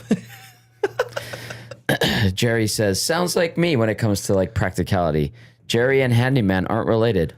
Oj Boże. I respect that, even though it's a Ukrainian saying. As a Polish person, I understand it. If I could fix something right, I'll try to. But if I can't, I'll just make it as long as it's functional. And I don't know how to fix that I one respect right. the Oj So Boże. I'm going to make those work for as That's long oh as God. possible, and then eventually we'll get some new things. That's the way I'll go for it. I do need to get to Over Under, which is brought to you by Play Alberta. Download the app today, playalberta.ca. You can click on EST specials. Right now, there's 2 EST specials done up. Early Bird Bet, Panthers to win, Barkov a point. Verhaeghe a point, that is Blues to plus 190. Dusty's play of the day is Anthony Edwards, over 41.5 points. Plus assists, plus rebounds. So total 41.5 points, assists, and rebounds. That's minus 122. Jay will have a play of the day today. We'll have the grandest parlay put up there by the DGen Den. We will have Lock Shot parlay. That's all going to go up there. Play Alberta. Experience all the excitement of the casino in the palm of your hand. Download the Play Alberta app today. Deposit 20 using the ST exclusive promo code 100 Casino for a $100 casino bonus. You can also use 100 Sports when you deposit 20 or more for a $100 free bet on sports, or YEG50 for a $50 free bet when you do the $5 minimum deposit. I was in Calgary this weekend. My cousin who listens to us, he says he did the YAG one and got his $50. Nice. He hit that bet. Good. It's already taken it out. That's what you can do. It's a great way of how that goes. But he's on with Play Alberta. We've got to do over under. Where should we go for over and under today? Baseball? Well, I just Did you watch the race yesterday, the F1 race? no. It was like Monaco has. I know Monaco has been like a joke, and they've talked about taking it off the schedule. Outside of the like tradition of it, and like the pomp and circumstance, all that, like it is amazing. It is so cool. Like watching the yachts and the boats go in and out. That race sucks. That race sucks. Like Max waited to pit until like the last lap, and then he lost the race, and he knew it. And he even said to. With them making the modifications to the new vehicles next year, the new cars, and making them smaller, he was like, he's like, we may as well do Mario Kart and start throwing banana peels on the track. Like that's how bad it is. We will get into racing. Over under. I thought of something. Good. Okay. I'll set I was it buying you time. I'll set it at 2.5 combined losses between the Panthers and the Oilers the rest of this conference Under. finals. Yeah, under. I think So I should have said at 1.5. Let's say if I move it to 1.5. I'd like 0.5 over under. You think the Oilers aren't going to lose a game? I think that's the debate. I think Panthers. Okay, so yeah, so the line would have to be 1.5 then. Okay. Over under 1.5. Under. So Panthers sweep and the Oilers are going to sweep this or lose one. Edmonton might lose one. Yep. I agree. I think Panthers. I think it's under 2, but Just killing them. does Carolina have like, you know what, like we're better than what everyone says we are. Like, No. we're gonna win tonight and blah blah blah. I would say that if it was almost any other team, but the fact that it's 15 straight conference final 15 losses, and we've straight. seen them get swept 3 times, including just a couple of years ago, that's where I go, no. The Panthers, the Panthers were banged up coming into these playoffs themselves. You know, they probably looking at this too, like, hey, let's finish this off and let's rest up. That extra couple of days is golden for us. Yeah. We've got a series coming up with likely the Edmonton Oilers, maybe the Dallas Stars. Let's get our rest in. Yeah. And they're going to be ready to finish this off as quickly as possible. Like Makachuk probably sitting there, Reinhardt's probably sitting there Yep. going, like, let's. Yeah, they need that extra 2 days, huge for us. Yes, absolutely. huge. That's why I don't see the Hurricane like as much, and then it's just that them. That's like they've had 3 opportunities to be like, hey, let's get one, and it's just like nope. And then we played the clip late last week on the Hangout where what's his face, Rob Brendamore went. It's not a sweep. You lost 4, and it was from a couple years ago. This one would be a sweep. Yeah. Yeah. This series, if I suggested to you guys, is a prime example of good analytics and how to do it and bad analytics, how to do it. Like, I think this is a prime example. That's a good point. Because Florida is heavy analytics, but they have done a great job blending, right? Carolina went all in analytics, Tulski, Tyler Dello, trying to tell people they're smarter than them. Eye test isn't be all end all. And you know what? To their credit, that is true. But it feels like this is the analytics battle between these 2 excellent hockey teams. Florida is how you do it right. Carolina is how you get good but never great. I think they're like we said earlier, their dogs per 60 isn't very good. They missed that stat. Yeah. They missed that analytic. That's and Florida. They got some dogs. I know their team name's a cat, but they're a bunch of dogs. Yeah. Marchand, Barkov, Kachuk, Reinhardt, Ekblad. Oh, God. Yeah. Whoever plays them in the cup final is going to have their hands full. But Now back to F1.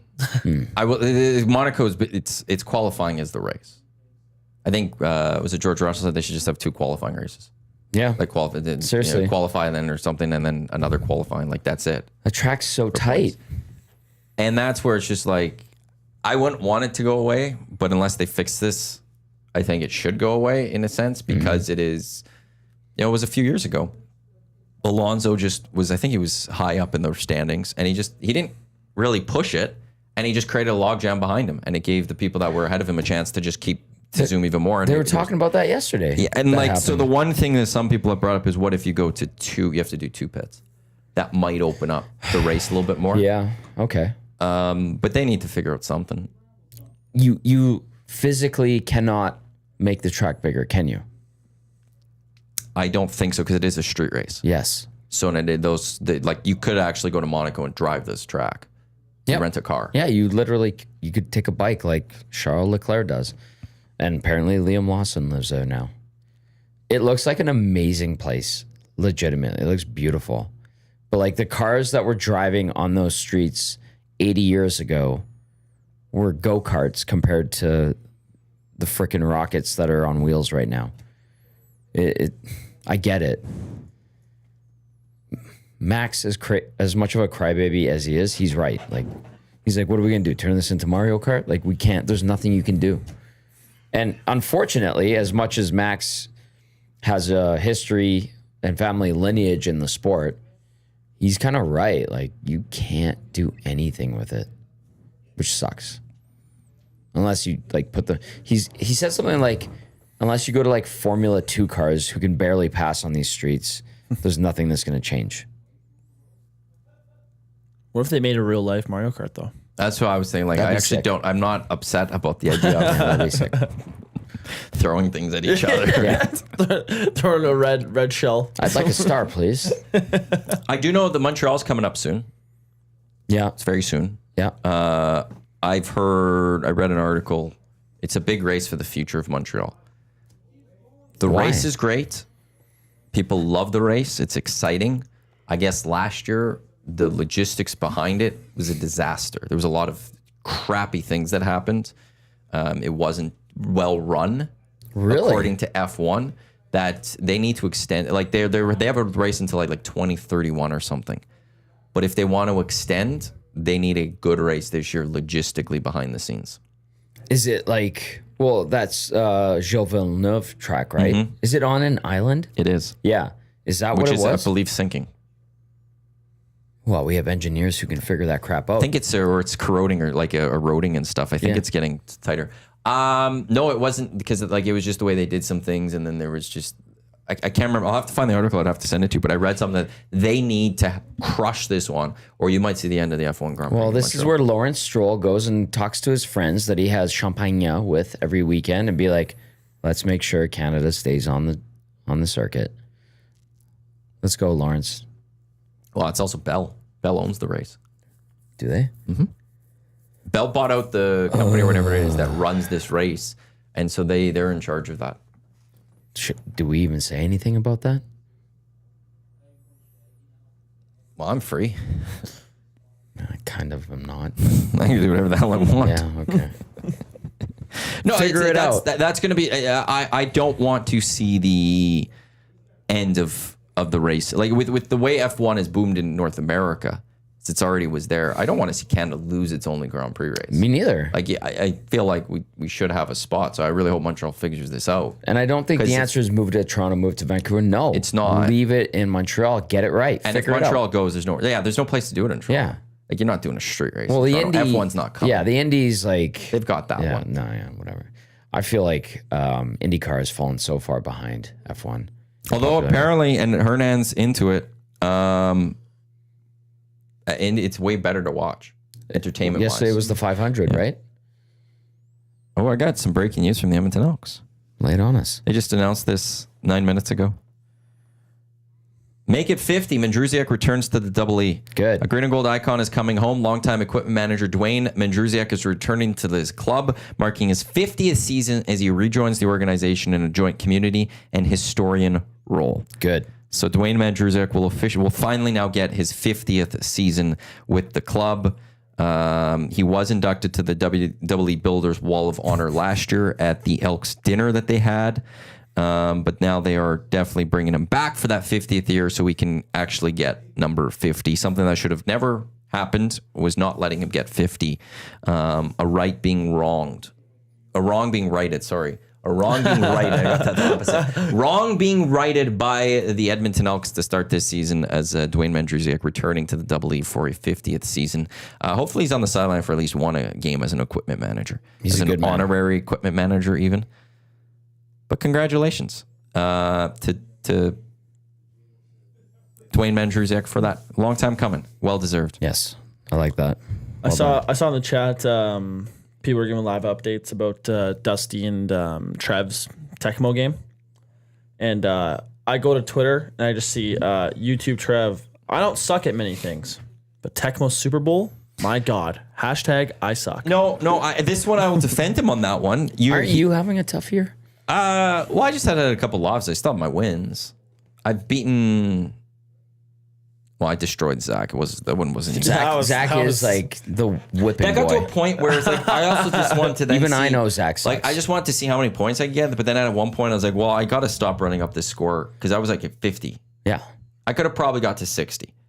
I just believe ran it. almost the same play over and over. You gotta hit Sterling And then Sharp he down had the left side every time. Sterling Sharp had over 300 yards receiving. Jesus. Same And play. then he went for 2 field goals and he didn't even kick it. It just the meter, like the bar that we used to waited- he kick waited it. for the Waited, and then the computer. It wasn't even me. The computer got there. It was so long. Got there and tackled him. And the second time it happened, he's like, "I'm gonna make sure I quick it quicker this time." And it didn't happen. So I'm all right. I could be better. But Trevor in this one was the Seattle Seahawks Dusty has the Giants. It's both their third round team, so it is even based on rounds, but the Seahawks are quite a bit different than the Giants. So he didn't really have a shot in this game. I'll tell him that right now. So I don't feel bad. Like he shouldn't feel bad. He sucks at that game. Feel bad. What's funny though is Dusty initially had tweeted his Play Alberta play of the day, and usually he adds a video of it, but initially he had the Techmo picture on it. So he clicked the wrong thing. Whoops. Now he's fixed it. I don't think I'll get a game in today.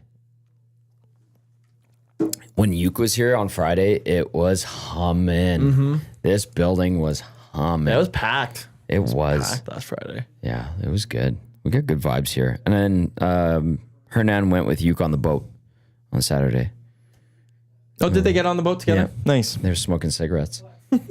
I was in Calgary, but I got my favorite part of this summer is I'll just get a text from Uke and all it says float. And then it's, he wants me to go on the boat or not. He invited me once and I declined and I regret it. Maybe I'll get that chance again. I hope so. I love hanging out with Uke. He's cool. Someone texted in and said, move F1 to Edmonton. That would be amazing. Not a chance. But we don't have any of the infrastructure. No, the dream would be if I could have a dream F1 race in Canada, and I don't know how it would work, but it'd be in Banff. Ooh. Oh, jeez. If you want to showcase Canada in a nice way to the world, like with like the Monaco and stuff, you'd want the mountains in the background or something. I don't know if that'd be in any way, shape, or form logistically possible. My guess is probably not. But you know, like everyone could go to Calgary, take the ride in. It'd be a beautiful place to stay. There's Lake Louise. There is the few spots for that. It would be amazing. Edmonton, I don't know, like going down the high level and stuff like that. Oh no, the burden that comes with hosting an F1 race, like Vegas is struggling with it. It's way too much longer. Did they do the 10-year thing? I thought they went longer. It was supposed to be 3. They built that huge permanent paddock, a little bit off the strip. Okay, so they extended the contract to the 10 years. Yeah, and people in Vegas hate it. But the burden that comes with F1 now is, listen, Edmonton does international events very well. Not perfect, but very well.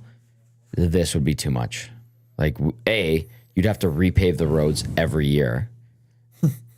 Every year. No potholes. You'd have to lay down fresh asphalt every year for that damn race in those vehicles. And then it's even Indy, Indy was cool here in Champ Car when it was here, but I don't know, it died. It had a nice run and then it died after 3 years. We couldn't do it here, unfortunately. Wouldn't it be cool though? No, Calgary couldn't either, by the way. Just for those that are Calgary's better. No, they're not. They can't do it either. Calgary's got 2 things. The airport, and they're close to the mountains. And what do we say about that, Matthew? 2 reasons to leave Calgary. And that's why you go there. So round of clicks to Calgary for that. The 2 best things you have going for you are people leaving you. How was your excellent football experience? It was a small crowd, so there was no lineups or something. Yeah. It's a dump. A place sucks. When it's busy, there's just such small concourses that if there's it's again bad crowd, so it was all nice, but yeah. If there's Commonwealth, it's after 40,000. You go, this is tight. There, I could see it after 15,000. You'd probably this is tight. Yeah, that's crazy. I heard when Morgan Wallen came here last summer, all my friends went and they said the concourse Commonwealth it's packed. They couldn't, it was shoulder to shoulder everywhere. They couldn't move. I will say the one thing I do stand by with McMahon though is their sight lines are great. Wherever you sit in McMahon Stadium, you've got a good vantage point and a good view of this of the field. And they actually did something neat with the speakers. I noticed because they used to have the hanging speaker like Commonwealth does. Yeah, but they couldn't do it anymore with the tower. It was a hazard or something. Really? So they took speakers and they put them in one of the end zones on these stands, and it sounded really good. Oh. And the last few times I was at Commonwealth, I didn't go last year. It was hard to hear. The speakers need to be upgraded and replaced. They just upgraded them a few years ago. I don't like that hanging speaker in the middle. And I'm looking at this one. I'm like, there's a way to do this at Commonwealth Tour. They need to find a way, because to me, the speaker system, like I couldn't hear the announcers often. I'm like, or you couldn't hear the music. Yeah. And Calgary, the way they did it, I was like, hey, that's pretty impressive. I'll give them that. Yeah. That hanging speaker, that has to be the only stadium in North America, Commonwealth, that has that now. There's better ways to do it. Like, get rid of it. Just get rid of it. Yeah, it was. I want to hear Corey Graham, but not on a hanging speaker at center field. There was the Elks had a chance for a touchdown late in the game. I didn't like how they called it. They were moving the ball. They got to 2nd and 2 from inside the Calgary 5 or something. I was like, well, get your first down. There's like 30 some seconds left. They threw it into the end zone, incomplete. I was like, okay, well, now just quickly get your first down, and then you got 3 shots to the end zone, and then they did like throw it into the end zone. They got incomplete, and it was a turnover. I was like, well, you missed out on a chance at the touchdown. I didn't like the calling of the plays late. Beyond that, there's not much to judge of the Elks. I think they only had 1 field goal attempt. They made it. It wasn't the greatest kick from Blanchard. It went flat. Yeah, it was low. Yeah. And it was, but it was like, it was a 40-yarder. As soon as it was kicked, you're like, uh-oh. And then it went through. You're like, oh, okay, it's fine. So that was. They showed a low angle live. Like, they didn't show broadcast angle for that kick. And I was like, that's not going to make it. And it did. And it just like flew flat. There was no rotation on the ball or whatever. But like, it was just like, okay, that went through. When full cuts happen on Saturday, I believe it is, I wouldn't be shocked if we see a lot of names come from that game. Yeah. That we go, yep, they played in that game. Yep, they played in that game. Yep, they played in that game. Yeah. Hopefully we'll see a much better game from the team on Friday for their preseason game. I think we will. Trey was in Calgary. Justin Rankin was in Calgary in street clothes. Did see them on the sideline. Just hanging out. And I will give credit to the Calgary Stampeders. Early in the first quarter, I think it was first quarter. I don't think it was before the game. They did a shout out to Mark Killam. Oh. Did they really? They did a welcome back to Calgary after all these years, Mark Killam. One Calgary fan initially booed next to me. It was kind of like, what are you booing for? Oh, I didn't like the boo. Like, he got fired. He didn't leave to come here. If Mark Killam did not get the head coaching job with the Golden Bears, or if he didn't get a job anywhere this season, he would have not been with the Stampeders. They let him go. Right. And then he was afraid, and then the Elks hired him as a head coach. It's not like he left them to come here. So it wasn't his fault that he's in Edmonton. Now you could be like, well, why did you go to Edmonton? Well, your team also let him go. He would have stayed in Calgary. He was the scapegoat, wasn't he? He was the scapegoat. Yeah. And honestly, if they kept him on as a special teams coordinator, he would have still been the special teams coordinator probably there. Because what should have happened is in Calgary, they should have moved on. Dave should have just stayed as the head coach, and Mark Killam should have been their head coach. Do you think do you think this is it for Dave? Oh, he's got to have a good year this year. Yeah. Otherwise, he'll be, at the very least, he'll be forced to replace his head coach next year. Yeah. Which will then be Craig Dickinson. Okay. But I will give the organization to give a shout out to Mark Killam and stuff. They should. And I could see Mark Killam, he appreciated that. So it was credit to the staff. They were excellent for 2 decades. They surely were. And a nice tailgate spot. There wasn't a lot of tailgating happening, but a fair amount. A lot of Spalumbos on the grill. Didn't see what was there. I was at Nick's prior. Okay. Love Nick's. The thing I will say, I saw quite a bit of young people. Good. Like between Benny and our age. We need you to gather your cohorts. Rally the troops. Yeah. We need you to get all those young, get to Commonwealth young this year. folk. Oh yeah, my friend bought season tickets. Oh yeah. Oh good. Yeah. What we're gonna do is get them together, give them a lot of alcohol, and tell them to have fun. Cheap alcohol is a great way to get our group there, and people my age. We can do this because anything sporting event mixed with alcohol sounds very expensive right now. Ah yes, we can figure out ways around this. Yeah, there's actually in the tent, as the fan park. There's $6 beers there, or like the regular cans. Yeah, 355s. Yeah, $6. So all my friends are like, that's not a bad price. That is, yeah. And then the tall can's like 18. So it's like what? Yeah, those are like $4.50. I know. I had a big Vizzy at McMahon, not a tall, like a bigger one, like 5 whatever it would be. 12 something I think for it. Jeez. Yeah. Because like $20, like a 20 would get you 2 super cans at Commonwealth. Yeah, I'd make mad. It's to get 2 drinks. It's over $20 then of that size. And that's just, you know what? That's everywhere. I gave a $150 tip, I think. But like, what can you do? You're jammed into that, right? Like, you want to make it as easy as possible. Yeah, the drink cost me for 2 drinks with a $1.50 tip. Oh, it's on my other credit card. Never mind, I can't find that one. But yeah, it was banking up.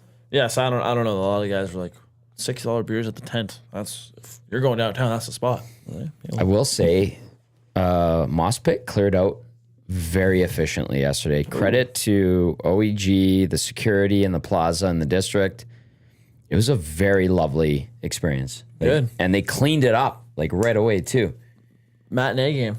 It was great. I looked over, I think it was 6 o'clock. I looked from my balcony. I'm like, they're sweeping, like finishing the cleanup. And I'm like, they It was fantastic. There were the weirdos dancing in the middle of it by 7:30. Easy E. I just want to wrap up the hangout here with this one. I didn't realize there was an EE preseason game. I see they got spanked. Will they make the playoffs this year? Again, for the spanking, the Elks didn't play basically like many starters. There was one on the offensive lineman in McKellar. Cody Fajardo only played a little bit. There weren't a lot of starters that you are going to see for the regular season playing in that game. And so they went from not only backups, then they switched from backups to backups of the backups, right?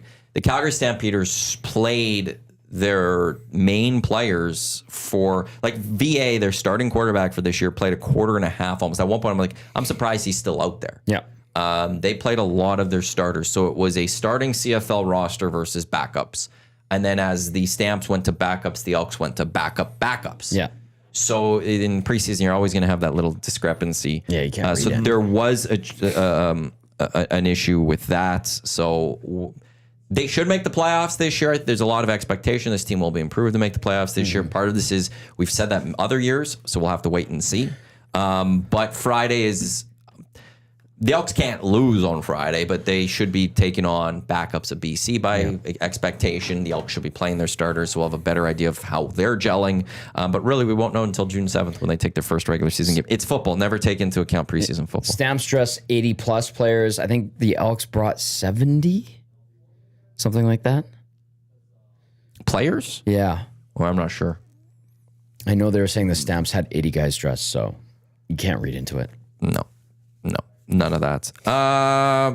With that said, we've got Lock Shop coming up next here on Edmonton Sports Talk, presented by Play Alberta. We got the Oil Stream. We got EST Afternoons. We got the Reed Wilkins Show with Jay Milne. A reminder, tomorrow, 6 until 5, the station will be at Popeyes, 170th Street here on the West End.